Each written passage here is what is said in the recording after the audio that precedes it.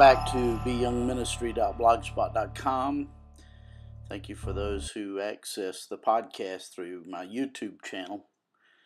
I trust you're doing well today. Today our podcast, our blog continues in the book of Galatians. We're in chapter 6, and today we're considering verses 2 through 6, which reads, "Carry each other's burdens, and in this way you will fulfill the law of Christ. If anyone thinks they are something when they are not, they deceive themselves.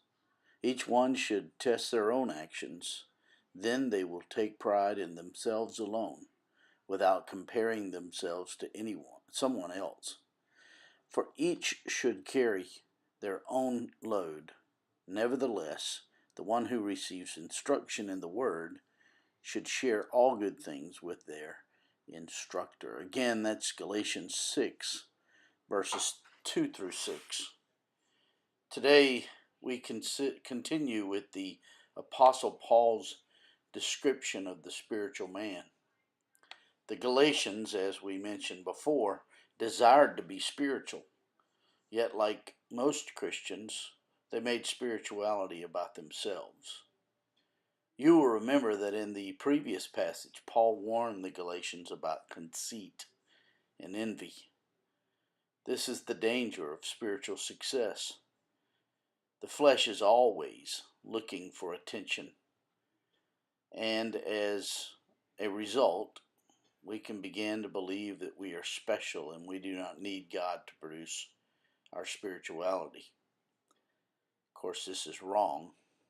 So the Apostle Paul, in the last chapter, Galatians chapter 5, gives us, Galatians chapter 6, gives us this fourfold description of what the spiritual man looks like.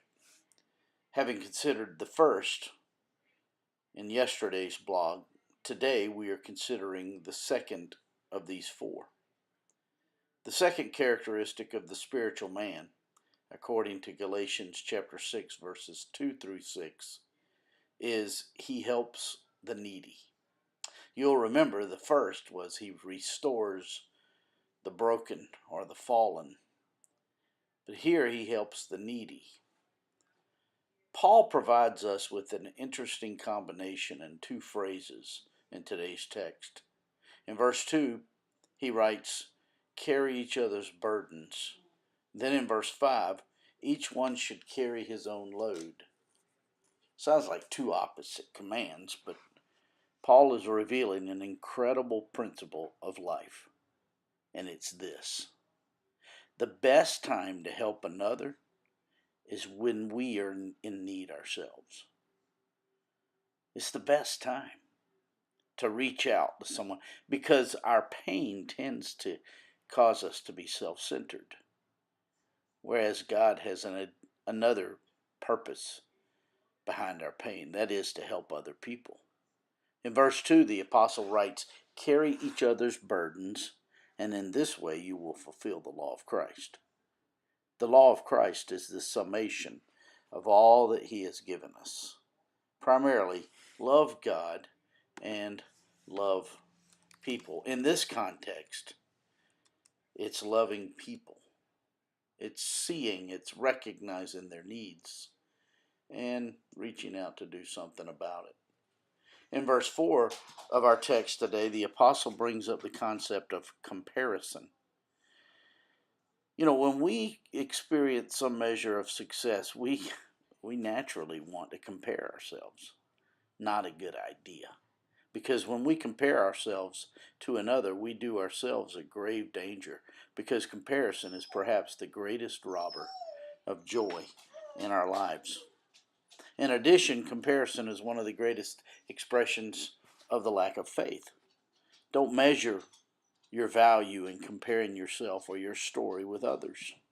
Trust God for the story that he has and is giving you with him. The key is to fix on him and what he is doing in our lives. When we compare, we lose sight of him.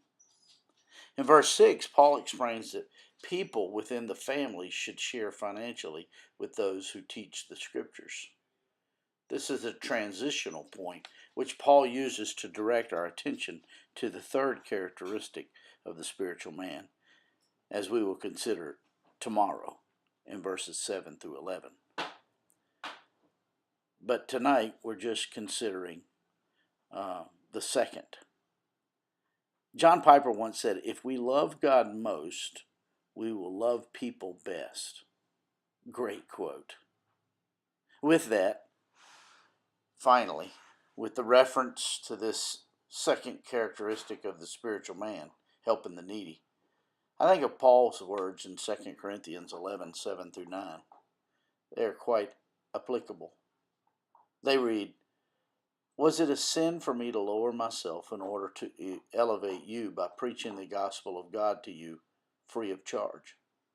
I robbed other churches by receiving support from them so as to serve you. And when I was with you and needed something, I was not a burden to anyone, for the brothers who came from Macedonia supplied what I needed. I have kept myself from being a burden to you in any way, and we will continue to do so." The Corinthian church was known for its shallow faith. Perhaps they were shallow because they trusted more in money than they did God.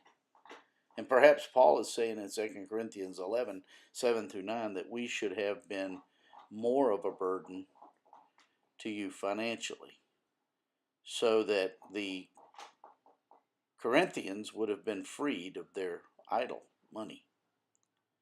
Our spirituality is primarily wrapped up in what we do with knowing God. That is, knowing Him ourselves and making Him known to others. My friend, I trust these podcasts, these blogs are helpful to you in your walk with the Lord. If I can be of any help to you, don't hesitate to give me a yell at beyoungministry@gmail.com. Hey, have a great day.